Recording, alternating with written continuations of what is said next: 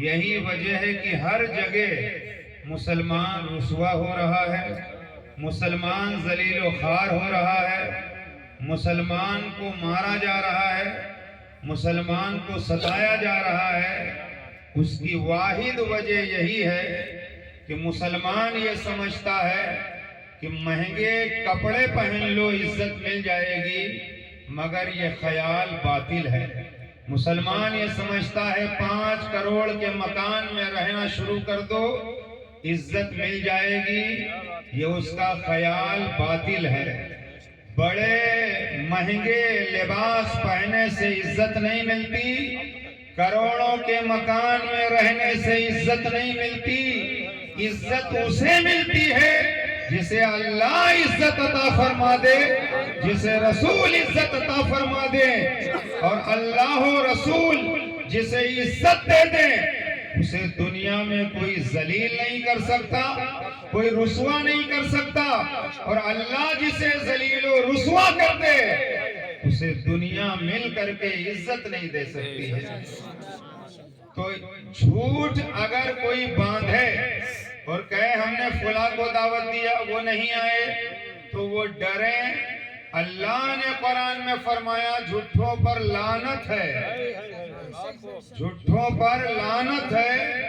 کسی کو نیچا دکھانے کے لیے اگر کوئی کام کرے گا وہ نیچا ہو جائے گا، اس لیے کہ سچ میں برکت ہے، جھوٹ میں ذلت ہے۔ اور فیصلے جنازے کر دیتے ہیں کون حق پر ہے کون باطل پر ہے،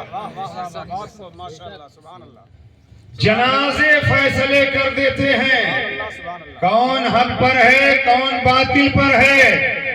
لہذا امیر غریب نہ دیکھا جائے، نبی کی محبت میں جب بھی بلایا جائے تو حاضر ہونا چاہیے۔ میں نے یہ نہیں دیکھا کہ مجمع بڑا ہوگا یا چھوٹا ہوگا، مجھ کو دعوت دی گئی، میں ایک جگہ دعوت میں تھا وہیں سے یہاں چلا آیا، اپنے روم بھی نہیں گیا، اس لیے ہم جانتے ہیں کہ یہ ہمارا محلہ ہے اور یہاں غریب اس محلے میں ضرور رہتے ہیں مگر الحمدللہ ایمان کمزور نہیں ہے، ایمان کمزور نہیں ہے۔ یہ 10-11 بجے کے قریب چھوٹے چھوٹے بچے، اس سے بڑی جلسے کی کامیابی اور کیا ہو سکتی ہے؟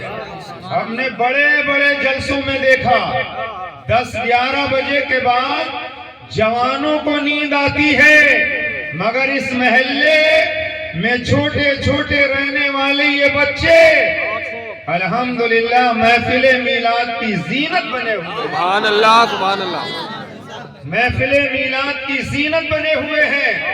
آج یہ بچے ہیں، کل یہ جوان ہوں گے، اللہ ان کے ایمان کو مضبوط کرے گا اور یہی دین بھی بچائیں گے، ایمان بھی بچائیں گے۔ اس لیے کہ تاریخ گواہ ہے، بڑے لوگوں کو ہمیشہ چھوٹے لوگوں نے مارا ہے، بڑے لوگوں کو ہمیشہ چھوٹے لوگوں نے مارا ہے۔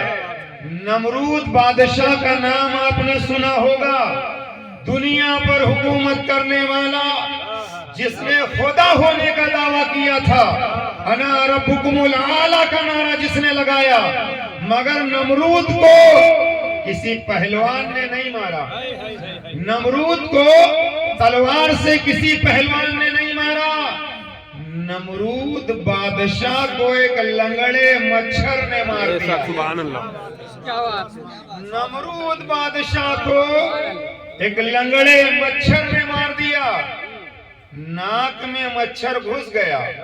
قرآن کی تفسیر میں لکھا ہوا ہے وہ مچھر ناک میں گھس گیا اور دماغ چاٹنے لگا، تو نمرود کا حال یہ تھا کہ بادشاہ تھا، ظلم و بربریت کی بنیاد پر، گنڈا گردی کی بنیاد پر، جو اسے خدا نہیں مانتا تھا اس پر ظلم کرتا تھا، اور اس کے دربار میں جو اس کو خدا مان چکا تھا وہ اس کو سجدہ کرتا تھا، مگر جب لنگڑا مچھر ناک میں داخل ہو گیا تو اب نمرود کا حال یہ ہوا کہ مچھر کاٹتا رہتا تھا، سکون دوا سے نہیں ملتا تھا، ٹیبلٹ سے نہیں ملتا تھا۔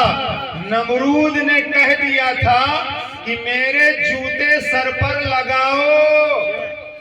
نمرود کے سر پر جوتے لگائے جاتے تھے، مچھر کاٹنا بند کرتا تھا، نمرود کو سکون ملتا تھا۔ پتہ یہ چلا آج بھی نمرود جیسے مزاج رکھنے والوں کو جوتوں کی ضرورت ہے۔ نمرود جیسا مزاج رکھنے والے جوتوں کی ضرورت ہے، اس لیے کہ نمرود کو مارا تو لنگڑے مچھر نے مارا۔ اتنا بڑا بادشاہ مارا تو لنگڑے مچھر نے۔ اور ابو جہل کا نام آپ نے سنا؟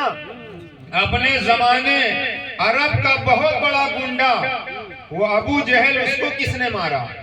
ابو جہل کو چھوٹے چھوٹے 2 بچوں نے مارا۔ سبحان اللہ۔ بچوں نے کہا ابو جہل ہے کہاں؟ تو پہلوانوں نے کہا، مجاہدوں نے کہا ارے تم کیا کرو گے؟ بچوں نے کہا بتاؤ تو صحیح، جو ہم کریں گے بڑے بڑے نہیں کر پائیں گے۔ لوگوں نے کہا وہ سامنے جو کھڑا ہے ابو جہل تھا میدان کارزار میں، بتایا گیا کہ وہی ابو جہل ہے۔ چھوٹے چھوٹے 2 بچے آگے بڑھے اور ابو جہل کو چھوٹی چھوٹی تلواروں سے مار کر جہنم پہنچا دیا۔ سبحان اللہ۔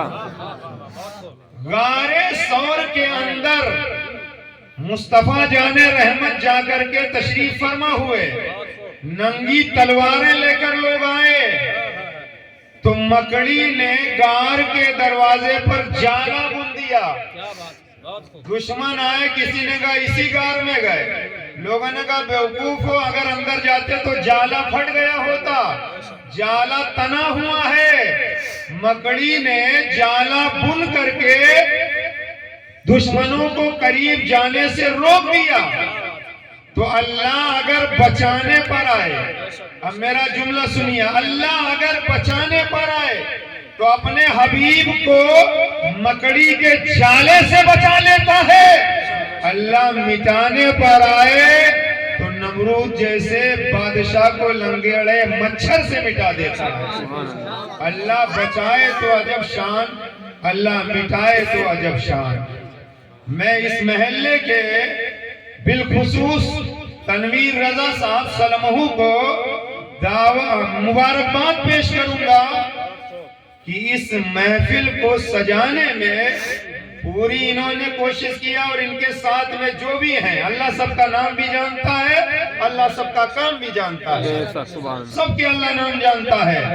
اور اس کی برکت یہ ہے، محفل میلاد کی برکت یہ ہے، جس مکان میں میلاد پڑھا جائے، جس مسجد میں میلاد پڑھا جائے، جس محلے میں میلاد پڑھا جائے، اللہ کے بے شمار فرشتے وہاں آتے ہیں اور محفل کو گھیر لیتے ہیں، پروں سے سایہ کر دیتے ہیں۔ اور محفل میلاد کی برکت یہ ہوتی ہے، جس گھر پہ میلاد کی محفل منعقد کی جائے، سال بھر اس گھر میں چوری نہیں ہوتی، سال بھر اس گھر میں آگ نہیں لگتی، سال بھر اس گھر کے لوگ بڑی بیماری میں مبتلا نہیں ہوتے۔ تو شادی کا موقع ہو یا غم کا موقع ہو یا بیماری کا موقع ہو، اپنے گھر پر میلاد کی محفل سجاؤ، بیماریاں بھگاؤ، چوری سے گھر بچاؤ، مصطفیٰ کی محبت میں جنت چلے جاؤ۔ تو میلاد پاک کی محفل کا فائدہ ہی فائدہ ہے، برکت ہی برکت ہے۔ اور جس میلاد میں لوگ شریک ہوں یا نہ ہوں، فرشتے بے شمار حاضر ہوتے ہیں، اور جبریل امین، میکائیل، اسرافیل، عزرائیل میلاد پڑھنے والوں کے لیے رحمت و رضوان کی دعا کرتے ہیں۔ اور شادی سے پہلے جہاں میلاد پڑھا جاتا ہے مجھے امید ہے کہ وہ شادی آسانی کے ساتھ پائے تکمیل کو پہنچتی ہے، شادی میں خرابی واقع نہیں ہوتی، اور شادی کے دن آسانی سے گزر جاتے ہیں۔ اور جس شادی سے پہلے ناجائز محفل منعقد کی جاتی ہے، شریعت سے ہٹ کر محفل کا انتظام کیا جاتا ہے، وہاں شریعت سے دور ہو کر کے جہاں محفل سجائی جاتی ہے، وہ محفل کون ہے؟ وہ محفل ہے ناچنے کی، وہ محفل ہے گانے کی، وہ محفل ہے ڈی جے بچانے کی۔ پھر لائے وہی گانے، اس کو رکھ کیا چائے پیو گیا۔ جب ماحول بنتا ہے میں تو کوشش کرتا ہوں کہ بڑھیا سے بڑھیا تقریر کر دوں، لیکن شیطنوں بیچ میں گھسڑ دیتا ہے۔ چائے پیو گے اور چائے پینے ہی میں تو پلانے والے کہاں چلے گئے، پینے والے وہیں رہ گئے۔ تو کچھ دیر سن لو، ماحول بنا ہوا ہے، کچھ دیر سن لو۔ تو میں عرض یہ کر رہا تھا کہ جہاں محفل میلاد منعقد ہوتی ہے تو شادی میں برکتیں پیدا ہوتی ہیں، شادی میں برکتیں پیدا ہوتی ہیں۔ مگر ایک بات سنو، خوشی، شادی کا معنی ہے خوشی، تو خوشی کتنی طرح کی ہوتی ہے؟ خوشی، شادی میں خوشی، شادی کا مطلب خوشی، خوشی کا مطلب یہ ہے کہ شریعت کے دائرے میں رہ کر کے خوشی منائی جائے۔ میلاد کی محفل کرو، یہ خوشی ہے، غریبوں کو کھانا کھلاؤ، یہ خوشی ہے، مدرسے کے بچوں کو نذرانہ دو، یہ خوشی ہے۔ شادی کے موقع پر ناچنا خوشی نہیں ہے، شادی کے موقع پر ڈی جے بجانا خوشی نہیں ہے، شادی کے موقع پر الٹے سیدھے کام کرنا خوشی نہیں ہے، یہ تباہی کا ذریعہ ہے۔ غیر مسلم اور مسلم میں فرق ہے۔ دوسرے مذہب کے لوگوں کا جو کام تھا وہ آپ اپنا رہے ہیں، اپنا جو کام ہے وہ دوسرے اپنا رہے ہیں۔ غیروں کے یہاں اور اپنوں میں فرق یہ ہے کہ مسلمان کی جو شادی ہوتی ہے وہ شریعت کے دائرے میں رہ کر کے شادی کی جاتی ہے، اور شادی کا مطلب یہ ہے کہ شادی شریعت کے دائرے میں رہ کر کے کی جائے، اور شادی میں بری رسموں سے دور اگر رہا جائے تو شادی لمبی چلے گی۔ ورنہ آپ نے دیکھا ہوگا ادھر نکاح ہوا، 3 دن کے بعد جھگڑا شروع ہو گیا۔ جب ابتدا شروعات شیطان کے کہنے پر کی جائے گی تو پریشانی تو ہوگی، اور میلاد کی محفل منعقد کر کے قرآن خوانی درود خوانی کر کے محفل میلاد سجا کر کے اگر کیا جائے، شادی کی ابتدا کی جائے تو برکت ہی برکت ہے۔ اسی لیے جب نکاح ہوتا ہے تو نکاح میں قرآن کی 3 آیتیں پڑھی جاتی ہیں۔ خطبہ نکاح میں ایک آیت تو یہ جو میں نے پڑھی ہے، یا ایھا الناس اتقوا ربکم الذی خلقکم من نفس واحدہ، اے لوگوں اللہ سے ڈرو جس نے تمہیں ایک جان سے پیدا کیا، یعنی آدم اور حوا سے اللہ نے پوری دنیا کے انسانوں کو پیدا کیا۔ اور قرآن کی دوسری آیت پڑھی جاتی ہے، یا ایھا الذین آمنوا اتقوا اللہ حق تقاتہ ولا تموتن الا وانتم مسلمون، اے ایمان والو اللہ سے ڈرو جیسا کہ ڈرنے کا حق ہے، اور نہ مرنا مگر مسلمان بن کر۔ اور تیسری آیت پڑھی جاتی ہے، یا ایھا الذین آمنوا اتقوا اللہ وقولوا قولا سدیدا، اے ایمان والو اللہ سے ڈرو اور سیدھی بات کہا کرو۔ قرآن کی یہ 3 آیتیں نکاح کے خطبے میں پڑھی جاتی ہیں، کبھی آپ نے غور کیا؟ یہ 3 آیتیں جو پڑھی جاتی ہیں، پہلی آیت میں اللہ نے کہا ہے لوگو اللہ سے ڈرو جس نے ایک جان سے پیدا کیا آدم و حوا سے، دوسری آیت میں ایمان والو اللہ سے ڈرو، تیسری آیت میں ایمان والو اللہ سے ڈرو۔ 3 آیتوں میں ایک میں کہا گیا ہے سارے لوگوں اللہ سے ڈرو، 2 آیتوں میں کہا گیا ہے ایمان والوں اللہ سے ڈرو۔ آپ نے کبھی سمجھا 3 آیتیں ہیں، 4 نہیں، 5 نہیں، 2 نہیں۔ اب توجہ کیجئے، وہ تقریر کرنے جا رہا ہوں جو بڑے بڑے جلسوں میں کرتا ہوں۔ 3 آیتیں پڑھی جاتی ہیں خطبہ نکاح میں، اور ہر انسان کی 3 حالتیں ہوتی ہیں، ایک بچپنا، ایک جوانی، ایک بڑھاپا۔ 3 آیتیں خطبہ نکاح میں پڑھی جاتی ہیں، اور 3 حالتیں نکاح سے پہلے بھی ہوتی ہیں۔ ایک نکاح سے پہلے کی حالت، ایک نکاح کے وقت کی حالت، ایک نکاح کے بعد کی حالت۔ 3 آیتیں پڑھ کر کے کہا جا رہا ہے اے لوگو ڈرو، اے ایمان والو ڈرو، اے ایمان والو ڈرو، یعنی نکاح سے پہلے بھی ڈرو، نکاح کے وقت بھی ڈرو، نکاح کے بعد بھی ڈرو۔ نکاح سے پہلے غلط کام نہ کرو، نکاح کے وقت غلط کام نہ کرو، نکاح کے بعد بھی غلط کام نہ کرو۔ ہر وقت اللہ سے ڈرتے رہو، اور جب اللہ سے ڈرے گا بندہ جھوٹ نہیں بولے گا، جب اللہ سے ڈرے گا بندہ چغل خوری نہیں کرے گا، جب بندہ اللہ سے ڈرے گا غلط کام نہیں کرے گا۔ اس لیے نکاح سادگی کے ساتھ کرو۔ ہمارے تمہارے نبی نے فرمایا کہ سب سے بہتر نکاح وہ ہے جس میں طرفین، یعنی لڑکی والے اور لڑکے والوں دونوں میں خرچ کم ہو۔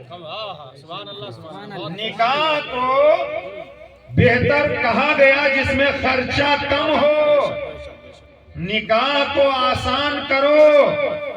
آج مہنگائی آسمان چھو رہی ہے، کتنی بچیاں گھروں میں اس لیے بیٹھی ہوئی ہیں جہیز کا انتظام نہیں ہے۔ کتنی بچیاں عمر بڑھ رہی ہے، ماں باپ رو رہے ہیں، گھر میں اتنی رقم نہیں ہے کہ بچی کے ہاتھ پیلے کیے جائیں، ان کا نکاح کیا جائے۔ بہت پہلے کسی شاعر نے کہا تھا ہر وقت اس غریب کی سولی پہ جان ہے، ہر وقت اس غریب کی سولی پہ جان ہے۔ بستی میں جس غریب کی لڑکی جوان ہے، بستی میں جس غریب کی لڑکی جوان ہے، جس کے گھر میں چند بچیاں جوان ہیں، کمائی کا کوئی ذریعہ نہیں ہے، رات رات ماں باپ کو نیند نہیں آتی، بچیوں کے نکاح کیے جائیں تو کس طرح کیے جائیں؟ حالات اتنے بگڑ چکے ہیں، اور مالدار طبقہ جہاں پیسہ خرچ کرنا چاہیے، بچیوں کے ہاتھ پیلے کرنا چاہیے، عزت کے ساتھ ان کا نکاح کروانا چاہیے، ان کا گھر بسا دینا چاہیے۔ مالدار یہاں پیسے خرچ نہیں کرتے، مالدار تو وہاں پیسے خرچ کرتے جہاں دنیا میں ان کا نام ہو۔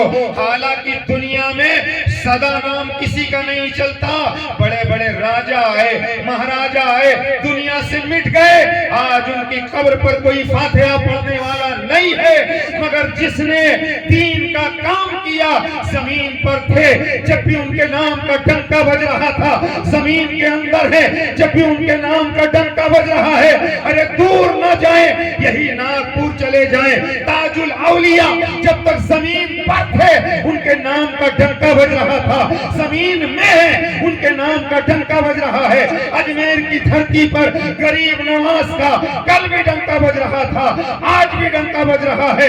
اولیاء کرام نے اپنا مکان نہیں بنایا، اپنی دکان نہیں چلایا، لوگوں کے ایمان کو بچایا۔ تو جب تک دنیا میں مسلمان رہیں گے اولیاء اللہ کا نام باقی رہے گا۔ سبحان اللہ، سبحان اللہ۔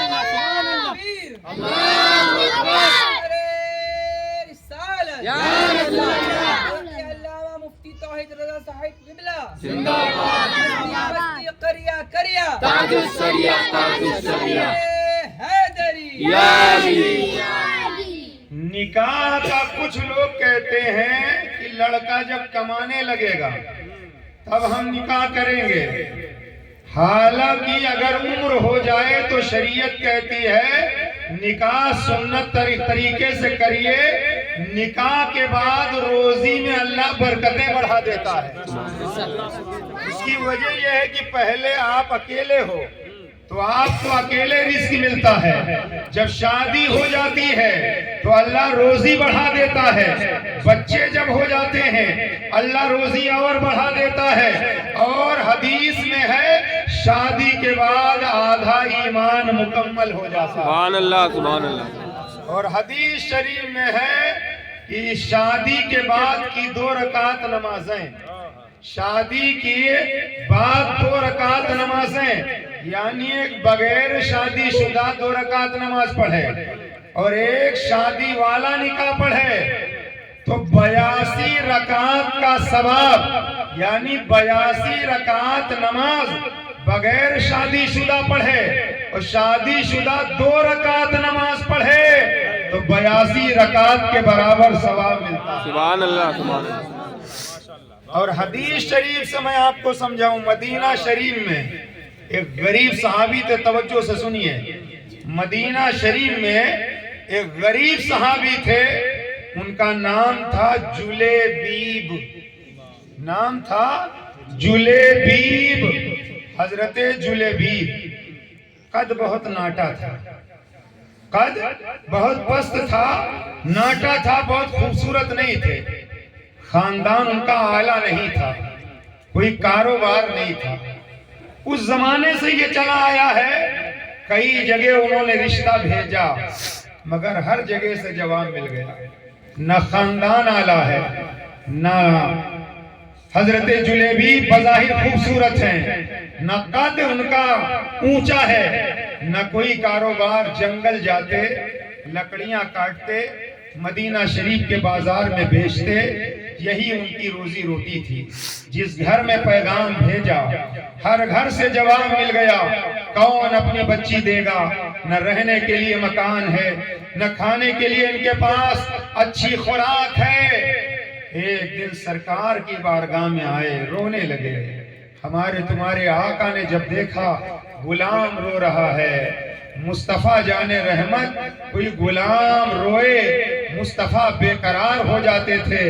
امام اہل سنت فرماتے ہیں، اعلیٰ حضرت سرکار فرماتے ہیں، جب آ گئی ہے جوش رحمت کے ان کی آنکھیں جلتے بجھا دیے ہیں، روتے ہنسا دیے ہیں. سبحان اللہ. میرے آقا نے صحابی کا غم دیکھا، آقا کی آنکھوں میں آنسو آ گئے. میرے آقا فرماتے ہیں، میرے غلام رو کیوں رہے ہو؟ کہنے لگے، یا رسول اللہ، جس گھر میں نے شادی کا پیغام بھیجا کسی نے مجھے بچی نہیں دیا، سب نے انکار کر دیا. یا رسول اللہ، میں اس لیے نہیں آیا ہوں کہ آپ میرا نکاح کروا دیں.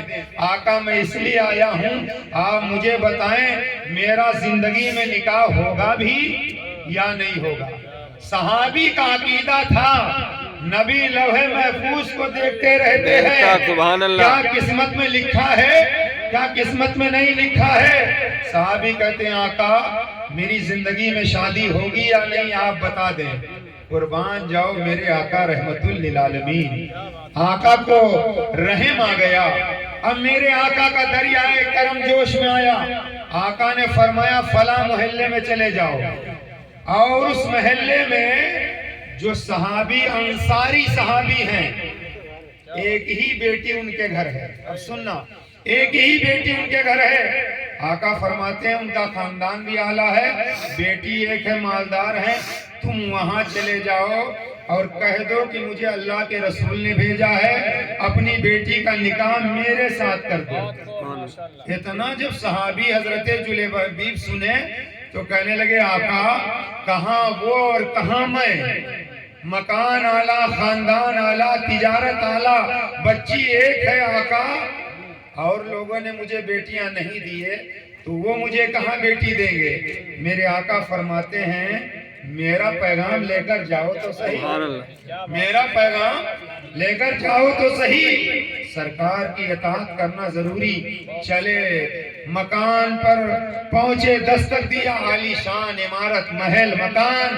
دروازہ کھلا، انہوں نے سلام کیا. مالک مکان نے پوچھا کیوں آئے؟ کہنے لگے، اللہ کے رسول نے تمہیں سلام کہا ہے اور میں خود نہیں آیا ہوں، میں خود نہیں آیا ہوں، اللہ کے رسول نے بھیجا ہے.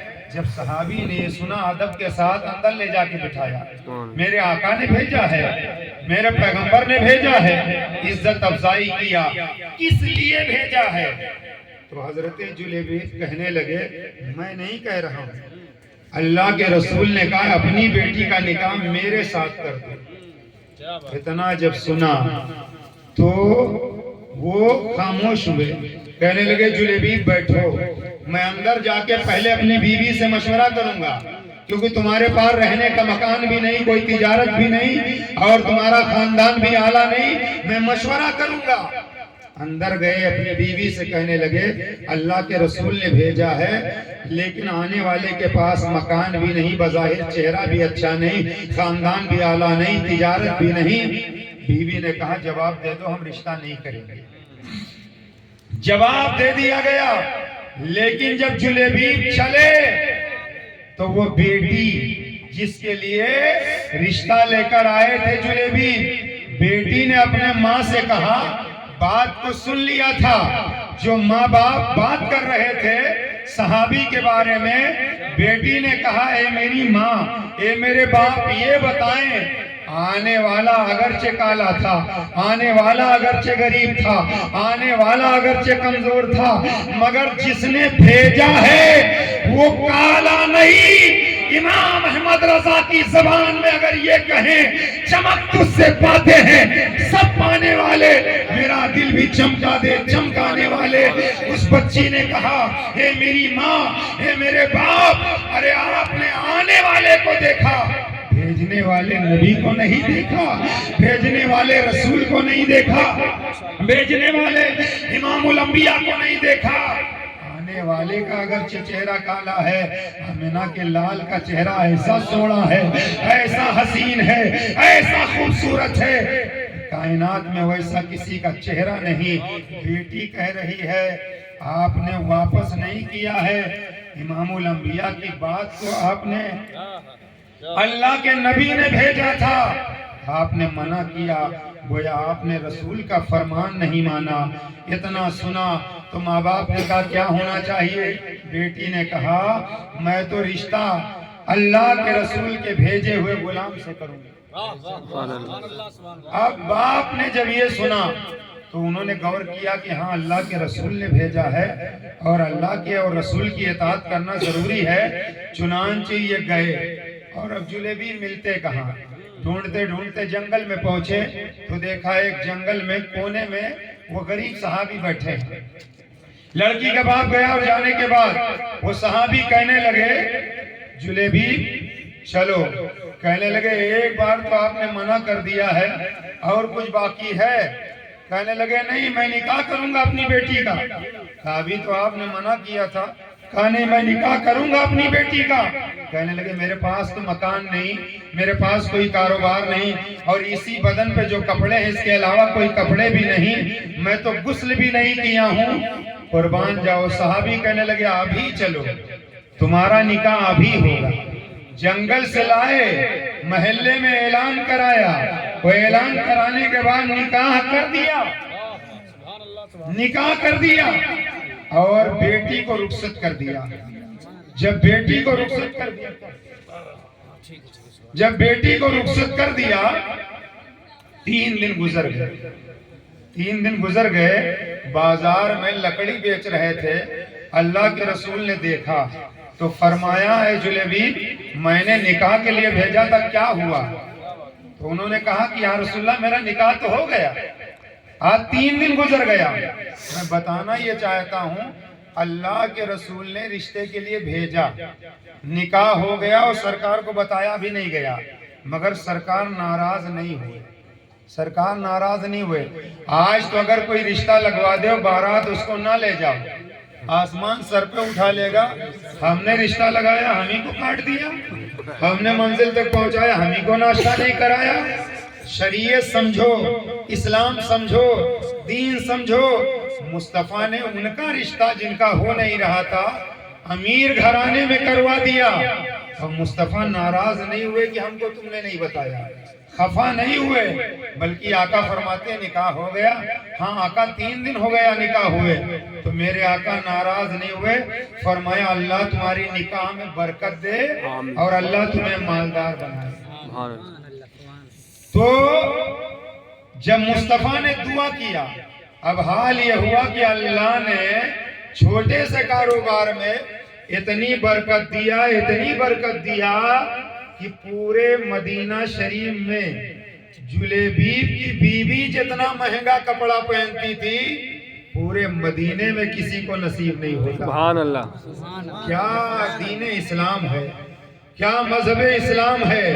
لکڑی کاٹ کے گزر بسر کرتے تھے, نکاح کیا, مصطفیٰ نے برکت کی دعا کیا تو مدینہ شریف میں ساری عورتوں میں سب سے زیادہ مہنگا لباس حضرت جلیبیب کی بیوی پہننے لگی. اللہ نے اتنا مالدار بنایا.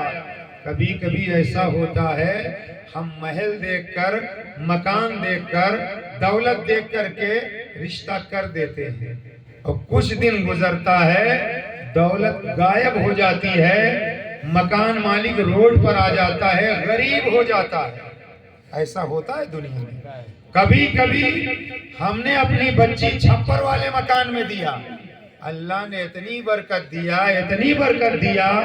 کہ مکان بھی بن گیا, شہر میں کئی پلاٹ بھی اس نے خریدے. سبحان اللہ. تو یہ اللہ جسے چاہے مال دے دے, جسے چاہے آل دے دے, جسے چاہے لال دے دے. اللہ جسے جو چاہے وہ عطا کر دے. اس لیے وقت آ جائے, لڑکا یا لڑکی جوان ہو جائے تو نکاح کر دو. 5000 لوگوں کو ولیمہ کھلانا کوئی ضروری نہیں ہے, 5 آدمی کو ولیمہ کھلا دو, سنت ادا ہو جائے. سبحان اللہ. ہم نبی کی سیرت سنا رہے ہیں. ہمارے تمہارے نبی 11 بیویاں, مگر میرے آقا نے ولیمہ کبھی 10,000 50,000 لوگوں میں نہیں کیا. سرکار نے اپنی بیوی سے نکاح کے بعد جو ولیمہ کیا, کبھی چند کھجوریں لوگوں کو کھلا دیا, کبھی پنیر کا ٹکڑا لوگوں کو کھلا دیا. سب سے بڑا ولیمہ رسول اللہ کی 11 بیویوں میں سب سے بڑا ولیمہ جانتے ہو, حضرت زینب رضی اللہ تعالیٰ عنہ سے آقا نے جب نکاح کیا, سب سے بڑا 11 بیویوں میں سب سے بڑا ولیمہ جانتے ہو, ایک بکری ذبح کر کے آقا نے لوگوں کو کھلایا. یہ سب سے بڑا ولیمہ تھا. اللہ کے رسول فرماتے ہیں میں اشارہ کر دوں سونے چاندی کے پہاڑ میرے ساتھ چلے. آقا کو اللہ نے کائنات کا مالک بنایا, مگر اپنے نکاح میں آپ نے کبھی پنیر, کبھی کھجور, کبھی مالیدہ یہ کھلا کر کے ولیمہ کیا. ایک بکری صرف ذبح کیا. آج ہم یہ سمجھتے ہیں جب تک 5000 لوگوں کو دعوت نہ دی جائے پتہ ہی نہیں چلے گا کہ ہم نے ولیمہ کیا. 5000 لوگوں کو بلایا جاتا ہے, 500 لوگوں کو بلایا جاتا ہے, کرسی کے پیچھے 4 لوگ کھڑے رہتے ہیں اور ٹھیک سے لوگ پیٹ بھر کر کھا نہیں پاتے. لوگوں کو ذلیل نہ کیا جائے, رسوا نہ کیا جائے, 50 آدمی کو بلا کر کے بٹھا کر کے عزت سے کھلا دو, وہ دعائیں دیں گے, رخصت ہو جائیں گے. اس لیے نام کے لیے, واہواہی حاصل کرنے کے لیے نہیں, دین کو دین سمجھتے ہوئے نکاح کرو. ہم اپنی ماں بہنوں سے گزارش کریں گے کہ اپنے دروازے پر رات میں 10 بجے 11 بجے تک جو اپنا وقت برباد کر رہے ہیں, چاہے وہ عورتیں ہوں یا مرد ہوں, 10 11 12 بجے تک رات بے ضرورت مت جاگو. اگر جاگنا ہی ہے تو تسبیح گھر میں پڑھ کر کے جاگو, قرآن کی تلاوت کر کے جاگو, ورنہ مر جاؤ گے تو بچے مدرسے کے آئیں گے. 40واں تیجا بھی ٹھیک سے ہو جائے تو بڑی بات ہے. مرنا سب کو ہے, کوئی مالدار ہے وہ بھی مرے گا, غریب ہے وہ بھی مرے گا. جب مرنا سب کو ہے تو ہر وقت پاک و صاف رہو, جمعہ کا انتظار نہ کرو, نماز کی پابندی کرو. اور ہمارے بیان کا جو مقصد ہوتا ہے, کسی کو ذلیل کرنا نہیں, کسی کو نیچا دکھانا نہیں. ہمارا مقصد بیان کا صرف اتنا ہے, اللہ کا خوف دل میں پیدا کرو, گناہوں سے توبہ کر لو, سیدھے راستے پر چلو, تم بھی جنت تک پہنچ جاؤ, تمہاری وجہ سے ہم بھی پہنچ جائیں. بس اس کے علاوہ اور اپنا کوئی مقصد نہیں. بتانا ہمارا کام ہے, سنانا ہمارا کام ہے. زبردستی چلانا ہمارا کام نہیں. ہم بیان کر رہے ہیں، کوئی مانے نہ مانے، نہیں مانے گا اللہ کے یہاں جواب دے گا، مان جائے گا زندگی سدھر جائے گی. اس لیے بتانا ہمارا کام ہے اور عمل کرنا آپ کا کام ہے. گھر میں اگر ماحول اچھا رہتا ہے تو بچے اچھے رہتے ہیں، اور گھر کا ماحول اگر خراب رہتا ہے تو آل اولاد بھی خراب نکل جاتی ہیں. خون کا اثر ہوتا ہے، دودھ کا اثر ہوتا ہے. باپ دادا پردادا کا خون جیسے ہی منتقل ہوتے ہوتے اولاد میں آتا ہے، وہ خون کا اثر باقی رہتا ہے، دودھ کا اثر باقی رہتا ہے. پہلے زمانے میں اگر کوئی کہتا تھا ماں کا دودھ پیا ہے تو میدان میں آؤ، تو فوراً ڈنڈا لاٹھی تلوار لے کے لوگ میدان میں آ جاتے ہیں. آج لوگ للکارتے ہیں تو کوئی نہیں آتا، کیونکہ وہ جانتا ہے ہم نے ماں کا دودھ تو پیا ہی نہیں، ڈبے کا دودھ پیا. اکبر الہ آبادی کا ایک شعر ہے، طفل کہتے ہیں بچے کو، بو کہتے ہیں خوشبو کو. طفل میں بو کہاں آئے ماں باپ کے اعتبار کی، اعتبار مانے طور طریقہ. طفل میں بو کہاں آئے ماں باپ کے اعتبار کی. دودھ تو ڈبے کا ہے، تعلیم ہے سرکار کی. دودھ ڈبے کا منع نہیں ہے.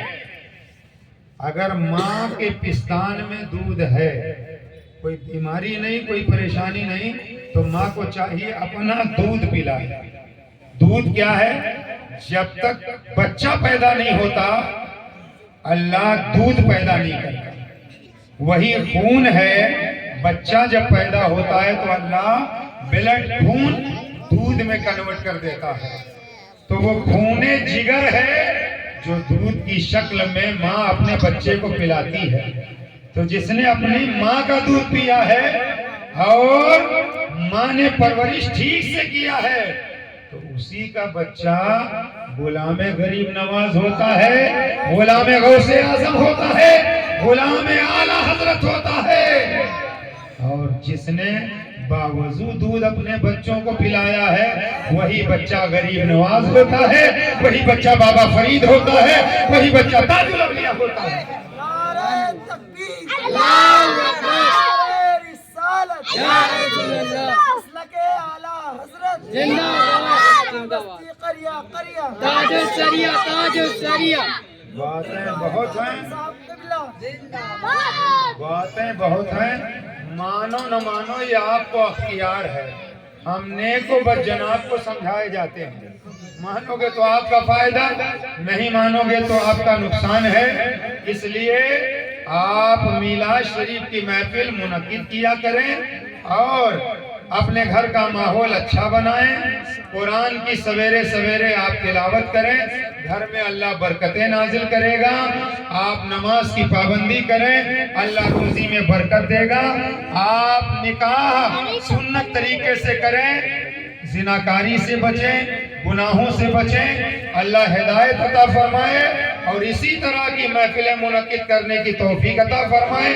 غریب میلاد کی محفل کرتا ہے، امیر تو ڈی جے بجاتا ہے، امیر تو بڑے بڑے لوگوں کو بلاتا ہے، امیر تو مالداروں کو بلاتا ہے، امیر تو دنیا داروں کو بلاتا ہے. مگر میدان قیامت میں وہ امیر خود ہی چھپتے ہوئے نظر آئیں گے اور مصطفیٰ کملی میں اسی کو چھپائیں گے جو مصطفیٰ کا وفادار ہے، جو مصطفیٰ کا عاشق ہے. مصطفیٰ وفاداروں کو اپنے دامن میں چھپائیں گے. استاد زمن کہتے ہیں ڈھونڈا ہی کریں صدر قیامت کے سپاہی، وہ کس کو ملے یا رسول اللہ جو تیرے دامن میں چھپا ہو. تو آج غریب ڈرتے ہیں، غریب ڈرتے ہیں، امیر نہیں ڈرتے. پہنچے تھانے تک، پہنچے پردھان منتری تک، اور غریب کی پہنچ ہے تاج الاولیاء تک، غریب کی پہنچ ہے مدینے کے سرکار تک، غریب کی پہنچ ہے کلیئر والے سرکار تک. یہ دنیا دار جب تک مال ہے مدد کریں گے، مال ختم یہی اٹھا کے بند کریں گے، چار لٹھ الگ ماریں گے. لیکن اگر اللہ والے مہربان ہو گئے، اللہ والوں کا کرم ہو گیا، دنیا دنیا میں بھی بچو گے، قبر میں بھی بچو گے، میدان قیامت میں بھی بچو گے۔ یہ دنیا چند دن کی ہے۔ شاعر کہتا ہے کیا بھروسہ زندگانی کا، آدمی بلبلا ہے پانی کا، تالاب میں بلبلے اٹھتے ہیں، کوئی 2 سیکنڈ، کوئی 4 سیکنڈ، کوئی آدھا منٹ، بجھنا طے ہے بلبلے کو۔ کوئی 40 سال میں مرے گا، کوئی 50 سال میں مرے گا، کوئی 80 سال میں مرے گا، کوئی 5 سال میں مرے گا۔ مرنا ہر ایک کو ہے، تو جب مرنا ہر ایک کو ہے، قبر میں جانا ہے تو اندھیری قبر کو یاد کر لو۔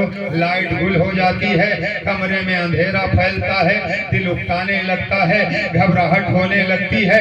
جلدی موم بتی روشن کرو، جلدی چراغ جلاؤ، اندھیرے میں دل گھٹ رہا ہے، اندھیرے میں دل پریشان ہو رہا ہے۔ قبر کی تاریکی کو یاد کر لینا پیارے۔ اندھیرا کبھی کمرے میں آ جائے تو ایک لمحے کے لیے سینے پہ ہاتھ رکھنا، کالے سائے، کالے شاہ کی امرائی یا بڑی زیارت کے قبرستان یا کسی بھی قبرستان کی آپ منزل کو یاد کر کے سینے پہ ہاتھ رکھ کے سوچنا، آج کمرے میں بلب فیوز ہو گیا ہے، اندھیرا پھیل گیا ہے، ماں موجود ہے ڈر نہیں ہے، بھائی موجود ہے ڈر نہیں ہے، پڑوسی موجود ہے ڈر نہیں ہے۔ قبر کی تاریکی میں سارے لوگ لٹا کے چلے آتے ہیں، اندھیرا ہی اندھیرا ہے، قبر میں تاریکی ہی تاریکی ہے۔ بچھو کاٹیں گے، سانپ ڈسے گا، پریشانی قبر میں ہوگی، آواز دو گے تو کسے، پکارو گے تو کسے؟ اس قبر کی تنہائی میں جہاں باپ کام نہ آئے، جہاں بھائی کام نہ آئے، جہاں بیٹا کام نہ آئے، جہاں بیوی کام نہ آئے، جہاں پڑوسی کام نہ آئے، جہاں سیٹ کام نہ آئے، جہاں ہوٹل پر بیٹھ کر کے چائے پینے والے کام نہ آئے، اس قبر کی تاریکی میں جہاں کوئی کام نہ آئے، وہاں احمد مصطفیٰ کام آتے، مدینے کے تاجدار کام آتے، رسول کریم کام آتے، امام عشق و محبت کہتے ہیں۔ لہر میں عشق رکھے، شہ کا داغ لے کے چلے، اندھیری رات سنی تھی، چراغ لے کے چلے، مصطفیٰ کی محبت کا چراغ دنیا میں روشن کرو، قبر میں روشن کرو، میدان قیامت میں مصطفیٰ کا کرم ہوگا، نجات مل جائے گی، بخشش ہو جائے گی۔ اس لیے بات یہیں پر ختم کر رہا ہوں۔ اللہ ہم کو سب کو عمل کی توفیق عطا فرمائے، نماز پڑھنے کی توفیق عطا فرمائے، چغل خوری سے بچنے کی توفیق عطا فرمائے، رات بے ضرورت جاگنے سے اللہ بچائے، دین کی سمجھ اللہ عطا فرمائے۔ السلام علیکم، کھڑے ہو۔